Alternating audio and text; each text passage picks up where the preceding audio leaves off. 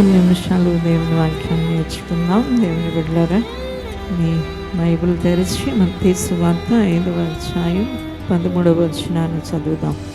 మీరు లోకమునకు ఉప్పై ఉన్నారు. ఉప్పు నిస్సారమైతే అది దేని వలన సారము పొందును? అది బయట పారవేయబడి మనుషుల చేత త్రొక్కబడుటకే గాని మరి దేనికిని పనికిరాదు. హల్లెలూయా.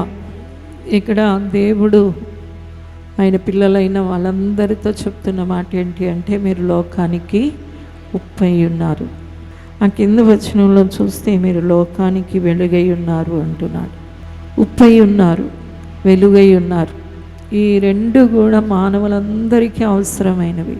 వెలుగందరికీ అవసరం, ఉప్పు అందరికీ అవసరం. ఈరోజు మనం ఉప్పు తీసుకుంటే ఉప్పు ప్రతి వారికి అవసరం. మీరు మీ కూరలో చాలా నూనె పోసిన, చాలా మసాలాలు వేసిన, ఎన్నో రకాల కాయగూరలు వేసి ఎంతో రుచికరంగా చేయడానికి ఎంత ట్రై చేసినా ఉప్పు లేకపోయిందనుకోండి, ఇక అది ఎవరు కూడా నోట్లో పెట్టరు.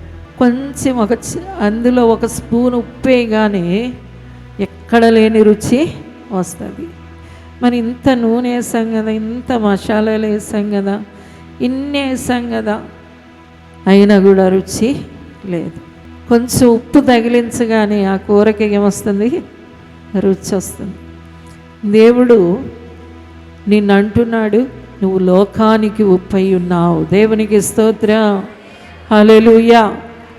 ఉప్పు అనేది అంటే ఎంత ప్రాముఖ్యమైనదో, ఎంత విలువైనదో దేవుడు అంటున్నాడు. నీ జీవితం కూడా అంత విలువైనది, అంత ప్రాముఖ్యమైనది.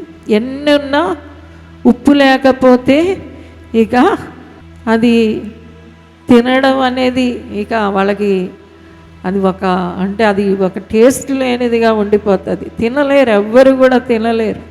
ఈ రోజున దేవుడు నువ్వు విలువైన వ్యక్తివి అని చెప్తా ఉన్నాడు. హల్లెలూయా.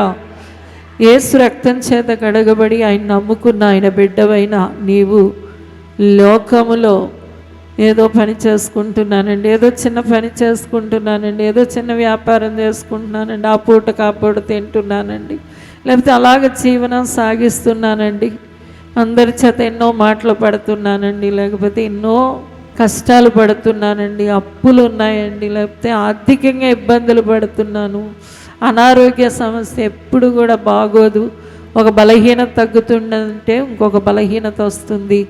ఇవి ఏం చెప్పండి, లోకంలో ఉన్న మనుషులు చెప్పినట్లు వేరే ఏం చెప్పినా కూడా దేవుడు అంటున్నాడు, నువ్వు విలువైన వ్యక్తివి, నువ్వు గొప్ప వ్యక్తివి. ఎందుకోసం అంటే నువ్వు నన్ను నమ్మావు కాబట్టి నీవు లోకానికి ఉప్పై ఉన్నావు. దేవునికి స్తోత్రం, హల్లెలూయా. దేవుని బిడ్డలారా, ప్రభుని నమ్ముకున్న తరువాత మీ జీవితం గొప్ప విలువైనదిగా ఎంచబడుతుంది. ఈ విలువని మీరు గుర్తించాలి, గ్రహించాలి. ఏదో అందరిలాగా సామాన్యమైన వ్యక్తిని నేను అనుకోవద్దు. ఎందుకంటే మీరు పరలోకంలో మీ భాగ్యం ఎంత గొప్పదో, మీ బహుమానాలు ఎంత గొప్పదో, దేవుడితో కలిసి మీరు కూర్చోబోతున్నారు. హల్లెలూయా. అందుకనే దేవుడు తన సంఘాన్ని పెండ్లి కూతురు అన్నాడు. ఏమన్నాడు చెప్పండి? పెండ్లి కూతురు. సేవకుల్ని కాదు, సంఘాన్ని. తన సంఘాన్ని ఏమంటున్నాడు దేవుడు? పెళ్ళి కూతురు అంటున్నాడు. అంటే పెళ్ళి కూతురు ఎక్కడ కూర్చుంటుంది? పక్కన కూర్చుంటుంది. పెళ్ళి కూతురు అయితే ఎక్కడ కూర్చుంటుంది చెప్పండి? అతిథులు ఎంత గొప్పవాళ్ళైనా, ఎంత డబ్బున్న వాళ్ళైనా అందరూ ఏమవ్వాలి? కిందే కూర్చోవాలి. పెళ్ళి కూతురు ఒక్కతే పెళ్ళి కొడుకు పక్కన కూర్చుంటుంది. అందుకని దేవుడు అంటున్నాడు, మిమ్మల్ని నా పక్కన పెట్టుకుంటాను అని చెప్పి మనకేమని పేరు పెట్టాడు? పెండ్లి కుమార్తె అని తన సంఘానికి పేరు పెట్టాడు. హల్లెలూయా, హల్లెలూయా. మీరు అందరూ కూడా ఒక రోజున యేసయ్య పక్కన కూర్చునే ఆయన పిల్లలై ఉన్నారు. దేవునికి స్తోత్రం. అంత గొప్ప విలువ మీ జీవితానికి. యుగ యుగాలు మీరు జీవించబోతున్నారు, తరతరాలు మీరు జీవించబోతున్నారు. ఇక మీ జీవితానికి అంతమే లేదు. నిత్యం మీరు బ్రతకబోతున్నారు. హల్లెలూయా, హల్లెలూయా, హల్లెలూయా. ఎంతో ఆనందకరమైన జీవితం మీకోసం దాచబడింది. మహిమ గల జీవితం దాచబడింది. ఎక్కడ కూడా ఇది ఇక్కడ బాధ ఉంది, లేకపోతే ఇక్కడ ఇది నొప్పి ఉంది అని చెప్పడానికి లేని ఒక గొప్ప జీవితంలో మీరు ప్రవేశించబోతున్నారు. అందుకనే దేవుడు అంటున్నాడు, మీరు లోకములో ఉప్పు ఎంత విలువైనదో. అన్ని పదార్థాలతో దాన్ని పోల్చలేం, అన్ని పదార్థాలతో పోల్చలేం. ఉప్పు చాలా తక్కువ రేటుకే వస్తుంది, కానీ ఎన్ని మసాలా దినుసులున్నా కూడా దానితో పోల్చలేం. దీనికి ఒక ప్రత్యేకమైన స్థానం ఉంది. ఉప్పు లేకపోతే ఏమీ లేదు అనే అద్భుతమైన స్వభావం దానిలో ఉంది. దేవునికి స్తోత్రం, హల్లెలూయా. అలాగే ఈ లోకములో ఉన్న దేవుని బిడ్డగా ఆయన రక్తంతో కడగబడిన నీలో, నీ గుండెల్లో దేవుడు వాసం చేస్తున్నాడు. నువ్వు ఎక్కడ ఉంటే అక్కడ దీవెన, ఎక్కడికి వెళితే అక్కడ వెలుగు, ఎక్కడికి వెళితే అక్కడ సమాధానం, ఎక్కడ నువ్వు ఉంటావో అక్కడ మహిమ కనబడుతుంది. హల్లెలూయా. అలాంటి గొప్ప శ్రేష్టమైన జీవితాన్ని దేవుడు నీకు ఇచ్చాడు. కాబట్టి దేవుని బిడ్డ, దేవుడు చెప్తున్నాడు, నీవు ఉప్పై ఉన్నావు. హల్లెలూయా, హల్లెలూయా. ఎంత గొప్ప ఆధిక్యత అంటే, ఈ లోకంలో దేవుడు ఎక్కడ ఉంటాడండి, దేవుడు ఎక్కడుంటాడు, దేవుడు ఎక్కడుంటాడని మనుషులు వెతికితే నీవు ధైర్యంగా చెప్పగలవు, గుండె మీద చేసుకుని, నాలో ఉన్నాడు దేవుడు. ఎక్కడున్నాడు? నాలో ఉన్నాడు దేవుడు. ఎందుకంటే విశ్వసించిన వారందరి హృదయాలలో ఆయన ఏం చేస్తానంటున్నాడు? నివాసం చేస్తానంటున్నాడు. భూమి ఆకాశంగా తించిపోతాయి, కానీ ఆయన మాటలో పొల్లు సున్నా కూడా తప్పిపోదు. ఈ పరిశుద్ధ లేఖనాల్లో ఉన్న మాటలన్నీ సత్యమైనవి. అందుకనే దేవుడు అంటున్నాడు, నన్ను విశ్వసించిన పిల్లల్లో, నన్ను నమ్మిన పిల్లల్లో నేను కావాలి, యేసే నా దేవుడని చెప్పి ఈ లోకంలో అన్నీ పక్కకు నెట్టేసి యేసే దేవుడు, యేసే రక్షకుడని నా దగ్గరికి వచ్చిన పిల్లల గుండెల్లో నేను నివాసం చేస్తాను. హల్లెలూయా. అందుకని మీకు అంత ఘనత, అంత విలువ, మీకు అంత యోగ్యులు మీరు. దేవునికి స్తోత్రం. అంత గొప్ప ఆధిక్యత కలిగిన వారు. దేవుని బిడ్డలనే నువ్వు ఎన్నడూ కూడా తక్కువగా అంచనా వేసుకోవద్దు. నీవు చాలా విశేషమైన వ్యక్తివి. మీ ఇంట్లోనూ, మీ ఇంటికి కేజీ బంగారం ఇస్తాను, కానీ మీ ఇంటికి ఉప్పు ఇవ్వను అన్నారనుకోండి, కేజీ బంగారం ఇచ్చినా మాకు ఉప్పు లేకపోతే కుదరదు అంటారు. ఎందుకంటే దానికి అంత విలువ ఉంది. చప్పట్లు కొట్టి దేవుని నామానికి మహిమ చెల్లించండి. హల్లెలూయా. కాబట్టి దేవుని బిడ్డ, నీవు చాలా విలువైన ఆధిక్యం కలిగిన వ్యక్తివి అనే సంగతిని నీవెన్నడూ కూడా ఏం చేయకూడదు, మరిచిపోకూడదు. తరువాత చూడండి, మార్కు సువార్త 9వ అధ్యాయం 49-50 వచనాలు చూద్దాం. ప్రతివానికి ఉప్పు సారము అగ్ని వలన కలుగును. ఉప్పు మంచిదే గాని ఉప్పు నిస్సారమైన ఎడల దేని వలన మీరు దానికి సారము కలుగచేతురు? మీలో మీరు ఉప్పు సారము గలవారై ఉండి ఒకరితో ఒకరు సమాధానముగా ఉండుడని చెప్పెను. హల్లెలూయా. రెండవదిగా అంటున్నాడు, ఉప్పు మంచిది. ఉప్పు ఏంటంట? మంచిది, మేలు చేసేది, అందరికీ మేలు చేస్తుంది. ఉప్పు మేలు ఏం చేయాలి? ఉప్పు మేలు మరిచిపోయేది కాదు, అందరికీ మేలు చేస్తుంది. ఈ లోకంలో ఉప్పు వాడని వాళ్ళు ఎవరండి అంటే, ఆఖరికి హై బీపీ ఉన్నవాళ్ళు కూడా రవ్వంత ఉప్పు వేసుకోలేకపోతే తినలేకపోతున్నామండి అంటారు. ఎందుకంటే ఉప్పు అందరికీ ఏమైంది? మేలైంది, మంచిదైంది. కాబట్టి ప్రతి వారికి మేలు చేసే వ్యక్తిగా దేవుడు నిన్ను ఈ భూమి మీద నిలబెట్టాడు. దేవునికి స్తోత్రం. హల్లెలూయా. నీవు ఈ భూమి మీద అందరికీ మేలు చేసే వ్యక్తివి, అందరికీ మేలు చేసే వ్యక్తి, ఎవరో కొందరికి కాదు.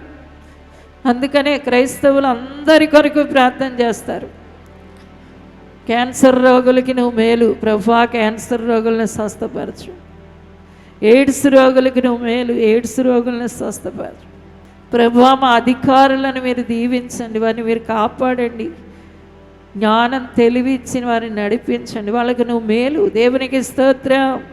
హల్లెలూయా, హల్లెలూయా. దేవుడు నిన్ను అందరికీ మేలుకరంగా పెట్టాడు, అందరికీ మేలుకరంగా పెట్టాడు. కాబట్టి నువ్వు అందరి కొరకు ఏం చేయాలి? ప్రార్థనలు చేయాలి, ప్రార్థనలు చేస్తూ ఉండాలి. ఎందుకంటే నీ వల్ల నీ ప్రార్థనలు దేవుడు వెంటనే ఆలకిస్తాడు. నీ ప్రార్థనలు ఏం చేస్తాడు చెప్పండి? దేవుడు వెంటనే ఆలకిస్తాడు. ఎందుకు దేవుడు నీ ప్రార్థనలు వెంటనే ఆలకిస్తున్నాడంటే నీవు ఆయన కుమారుడివి, నీవు ఆయన కుమార్తెవి. హల్లెలూయా, హల్లెలూయా, హల్లెలూయా. యేసయ్య రక్తంలో కడుక్కున్నావు, యేసే దేవుడని పంచభూతాల సాక్షిగా బాప్తీసం పొంది ఒప్పుకున్నావు. యేసే దేవుడు, యేసే నా దేవుడు అని నువ్వు లోకంలో నువ్వు చెప్పుకుంటా ఉంటే దేవుడు నీవు నా కూతురివి అని చెప్పుకుంటూ నువ్వు మూలిగినా వినేస్తాడు. నువ్వేం చేస్తే వింటాడు దేవుడు? ఆఖరికి అని మూలిగినా వినేస్తాడు. అంత ఆధిక్యతను దేవుడు నీకు ఇస్తున్నాడు. అందుకని దేవుడు అబ్రహాము, ఇస్సాకు, యాకోబులను బట్టి ఇశ్రాయేలీయులందరినీ రక్షించుకున్నప్పుడు, తన బిడ్డలుగా చేసుకున్నప్పుడు, వాళ్ళ ఐగుప్తు దేశంలో వాళ్ళు ప్రార్థనలు చేయడం లేదు, మూలుకుంటున్నారట. వాళ్ళ బాధను బట్టి ఏం చేస్తున్నారు? అని మూలుగుతూ ఉంటే ఆ మూలుగులను ఆలకించాను అని దేవుడు మోషేతో చెప్తున్నాడు. నిర్గమకాండం 2వ అధ్యాయం చివరి వచనంలో అంటాడు, నేను ఇశ్రాయేలీల మూలుగులను విన్నాను. ఈ రోజున కూడా దేవుడు నీ ప్రార్థనలన్నీ ఆలకించేస్తున్నాడు. అందుకనే ప్రార్థన చేసేటప్పుడు చాలా ఒళ్ళు జాగ్రత్త పెట్టుకుని చేయాలి. కొంతమంది దేవుని చిత్తంగాని ప్రార్థనలు చేస్తూ ఉంటారు, దానివల్ల నీకు నష్టం కలుగుతుంది. అంతా కూడా ప్రభువా నీ చిత్తం అనుకుంటా ప్రార్థనలు చేయాలి. ఆ ప్రార్థనలన్నీ కూడా దేవుడు ఆలకిస్తూ ఉంటాడు. దేవునికి స్తోత్రం. హల్లెలూయా, హల్లెలూయా.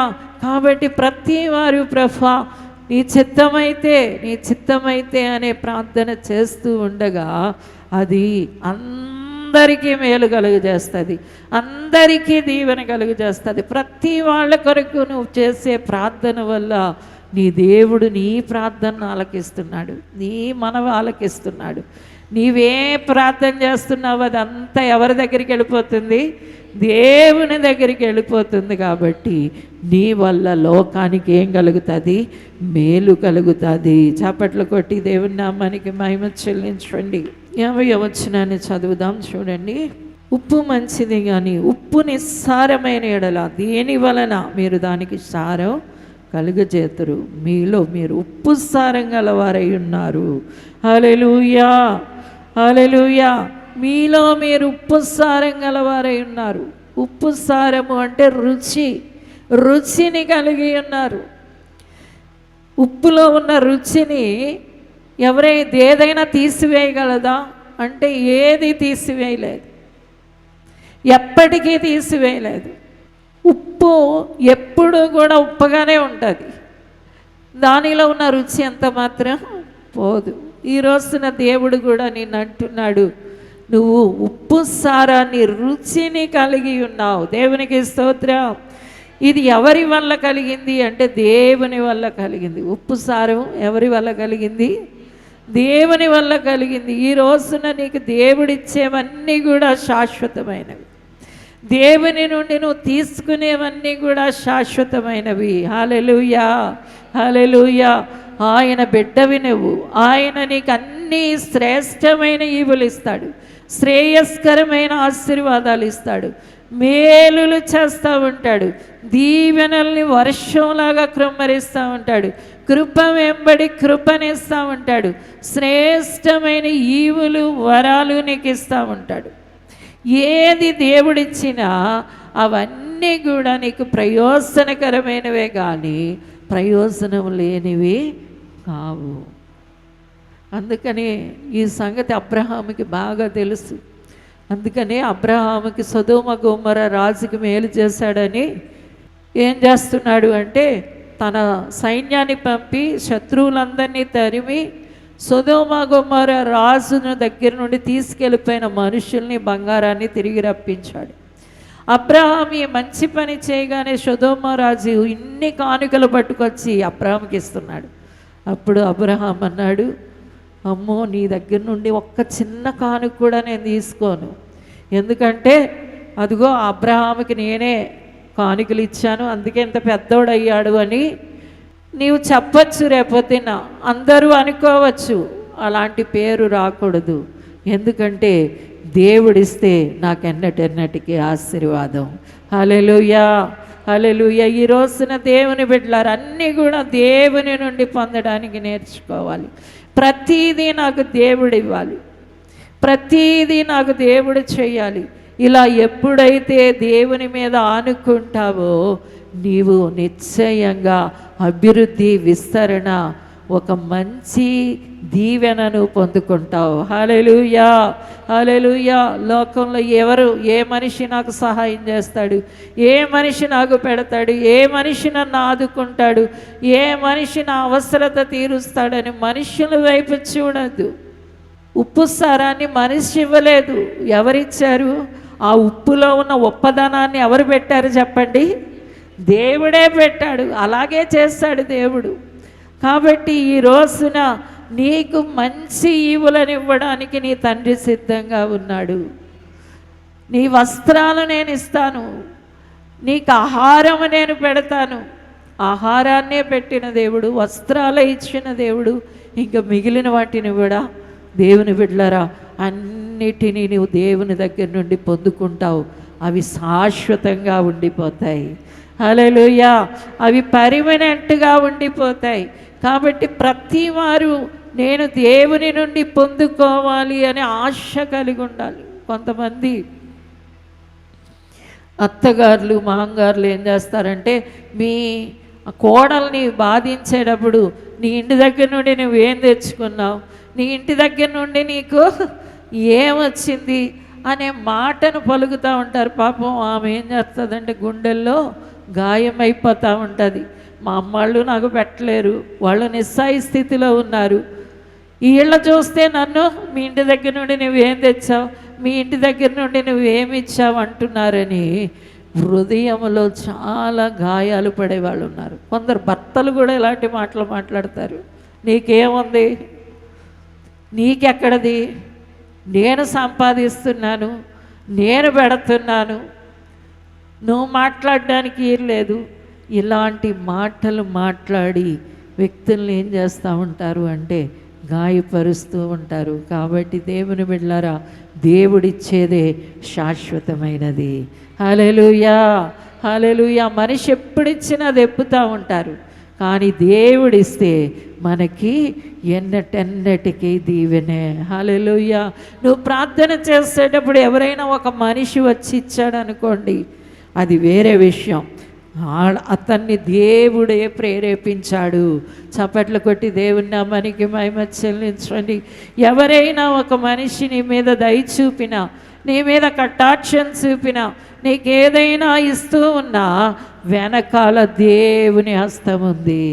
హల్లెలూయా, హల్లెలూయా. బైబిల్లో మనం చూసినప్పుడు ఎస్తేరు గ్రంథంలో మొర్దెకై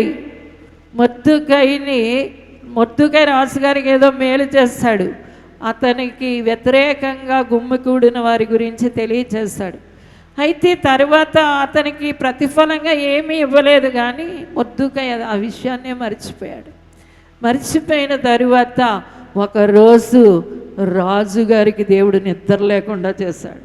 నిద్ర లేకపోతే రాజులు ఏం చేస్తారు అంటే చక్కగా సంగీతం వాయించే వాళ్ళని, నాట్యం చేసే వాళ్ళని పిలుచుకొస్తారు. కానీ ఈ రాజు ఏం చేస్తున్నాడు అంటే రాజ్య సమాచార గ్రంథం తీసుకొచ్చి చదవండి అంటున్నాడు. చదివితే మొర్దెకైకి ఏమి లేదు, ప్రత్యుపకారం జరగలేదు. వెంటనే ఆ రాత్రికి రాత్రే రాజుగారు ఒక ప్లాన్ చేసేసాడు, మొర్దెకైకి ప్రత్యుపకారం చేయాలి. దేవునికి స్తోత్రం. హల్లెలూయా. ఘనమైన రీతిలో సన్మానం జరిగిపోయింది. ఊరంతా, దేశమంతా తిరిగి రాసుని కాపాడేవాళ్ళు, రాసుని గణపరిచే వాళ్ళకి ఇలాంటి ఘనత కలుగుతుంది అని రాజుగారి వస్త్రాలు ధరించి రాజుగారి గుర్రం ఎక్కి సన్మానింపబడతా ఉన్నాడు. కారణం ఏంటి అంటే అది దేవుడు వల్ల కలిగింది, రాజుగారి వల్ల కాదు. ఎవరి వల్ల కలిగింది చెప్పండి? దేవుడు. రాజు అయితే మరిచిపోయాడు. ఎవరు? రాజుకి నిద్ర పట్టకుండా చేసి రాజ సమాచార గ్రంథం తీసుకొచ్చి అతని చేతుల్లో పెట్టించి దేవుడు అతన్ని గణపరిచాడు. చప్పట్లు కొట్టి దేవుని నామానికి మహిమ చెల్లించండి. కాబట్టి దేవుని బిడ్డలారా, ఏదైనా నీకు కలుగుతుంది అంటే అది మనుషుల వల్ల కలిగింది కాదు, దేవుని వల్ల కలుగుతుంది.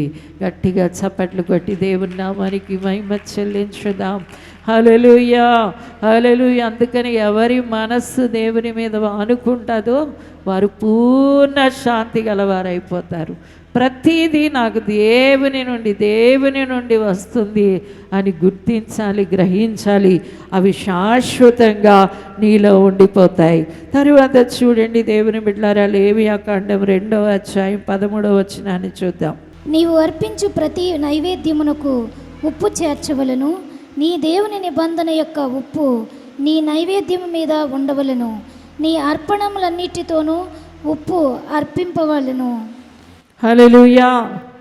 ఇక్కడ దేవునికి అర్పణ అర్పించేటప్పుడు దేవుడు ఏమంటున్నాడంటే తప్పకుండా ఉప్పు చేర్చాలి అంటున్నాడు. నీ దేవునికి నైవేద్యం అర్పించేటప్పుడు కూడా నువ్వేం చేయాలి? పాత నిబంధన కాలంలో ఉప్పు చేర్చాలి. ఈ రోజున దేవుని బిడ్డలారా, ఉప్పు చేర్చబడి దేవుడు నైవేద్యాన్ని అంగీకరించాడు. ఈ రోజున కూడా నీ స్తుతులు దేవుడు అర్పణగా ఆయన అంగీకరిస్తున్నాడు. దేవునికి స్తోత్రం. హల్లెలూయా. దేవదూతలు మానక రాత్రింబగళ్ళు పరిశుద్ధుడు పరిశుద్ధుడు అని పొగుడుతూనే ఉన్నాయి, ఆరాధిస్తూనే ఉన్నాయి, స్తుతిస్తూనే ఉన్నాయి.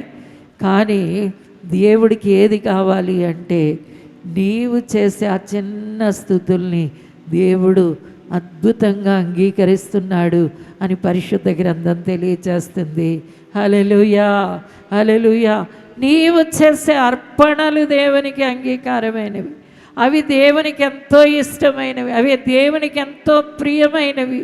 నీ నోటితో చెప్పే ప్రతి స్తోత్రాన్ని కూడా దేవుడు అంగీకరిస్తాడు, ప్రతి స్తుతిని దేవుడు అంగీకరిస్తాడు. నీ పాటకి రాగం వచ్చో లేదో, సరిగా పాడగలవో లేదో, నీ గొంతు మంచిగా ఉందో లేదో, కానీ నీ స్తుతి అంటే దేవునికి ఇష్టమైనది. ఎందుకంటే నీవు ఆయన బిడ్డవై ఉన్నావు. దేవునికి స్తోత్రం. హల్లెలూయా. దేవుడికి కూడా నువ్వంటేనే ముద్దు. అందుకనే లోకంలో నుండి నిన్ను ఏరి కోరి పిలుచుకున్నాడు. హల్లెలూయా, హల్లెలూయా. భూదిగంతాల నుండి, దాని కొనల నుండి నేను పిలుచుకున్నవాడా అని దేవుడు మనతో సెలవిస్తూ ఉన్నాడు. ఎక్కడెక్కడో వెతుక్కొని ఈ భూమి అంతటిలో నుండి నిన్ను వెతుక్కొని తీసుకున్నది ఎందుకోసము అంటే నీకు ఏమీ రాకపోయినా కూడా నీ నోటితో చెప్పే స్తోత్రం మీద దేవుడు ఆనందపడిపోతూ ఉంటాడు. హల్లెలూయా. దాని అందు దేవుడు సంతోషిస్తున్నాడు. దేవుడికి నీ స్తుతులు ప్రాణం. దేవునికి స్తోత్రం. హల్లెలూయా. నీ నోటిలోంచి వచ్చే ప్రతి మాటని దేవుడు అంగీకరిస్తాడు, దానిలో ఆయన ఆనందిస్తూ ఉంటాడు. గట్టిగా చప్పట్లు కొట్టి దేవుని నామానికి మహిమ చెల్లించండి. తరువాత చూడండి దేవుని బిడ్డలారా, 2వ రాజుల గ్రంథం 2వ అధ్యాయం 20వ వచనాన్ని చూద్దాం. అతడు కొత్త పాత్రలో ఉప్పు వేసి నా యొద్దకు తీసుకుని రండని వారితో చెప్పెను. వారు దానిని తీసుకుని రాగా అతడు ఆ నీటి ఓట వద్దకు పోయి అందులో ఉప్పు వేసి, యెహోవా సెలవిచ్చినదేమనగా, ఈ నీటిని నేను బాగు చేసి ఉన్నాను గనుక ఇక దీని వలన మరణము కలగకపోవును, భూమియు నిస్సారముగా ఉండదు అనెను. హల్లెలూయా. ఇక్కడ ఎలీషా ఉప్పుతో ఒక అద్భుత కార్యాన్ని చేస్తున్నాడు. ఆయన అద్భుతం చేయడానికి ఉప్పును ఉపయోగించుకున్నాడు. ఆయన ఒక పట్టణానికి వెళ్ళినప్పుడు ఆ పట్టణస్తులు చెప్పారు, ఎలీషా ప్రవక్త వచ్చాడు అని. వాళ్ళందరూ అంటున్నారు, ఇదిగో ఈ భూమి బాగానే ఉంది కానీ ఇక్కడ నీళ్లు మాత్రం భయంకరమైన చేదు, ఇవి తాగడానికే పనికి రావడం లేదు, కాబట్టి ఇవి మరణం కలుగజేసేలాగా అంత భయంకరమైన నీటిలాగా ఉంది అని చెప్పగానే వెంటనే దైవసనుడు ఏం చేశాడు అంటే కొత్త పాత్రలో కొంత ఉప్పు తీసుకుని రమ్మని ఆ ఉప్పుని ఆ నీళ్ళలో నదిలో వేయగానే ఆ నీటిలో ఉన్న మరణమంతా పోయింది, నీళ్లు రుచిగా మంచిగా మార్చబడ్డాయి. హల్లెలూయా, హల్లెలూయా. నిజమే దేవుని బిడ్డలారా, దేవుడు ఉప్పు వల్ల చెడిపోయేది కూడా పాడవకుండా కాపాడుతుంది. అందుకనే చూడండి, ఊరగాయలో ఉప్పేస్తారు, కొన్ని వస్తువులు పాడవకుండా ఏం చేస్తారు, ఉప్పు చేత నిల్వ ఉంచుతారు. ఈ రోజున దేవుడు అంటున్నాడు, నీ వలన మనుషులు ఏమవ్వబోతున్నారంటే పాడైపోయిన వాళ్ళు కూడా తిరిగి బాగుపడతారు. దేవునికి స్తోత్రం, హల్లెలూయా. పాడైపోయిన వాళ్ళు కూడా బాగుపడతారు.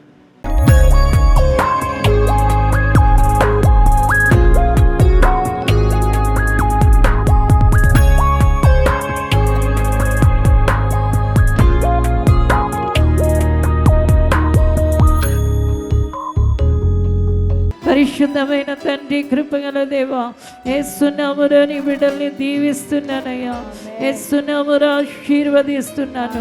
నీ ఆత్మచేత నింపబడుదురుగాక, అగ్ని బాప్తిసం పొందుకొందురుగాక, పరిశుద్ధాత్మ శక్తి చేత యేసు నామములో ఘనీభవించిన ఉప్పులా వారి జీవితం సారం కలిగి ఉండునుగాక.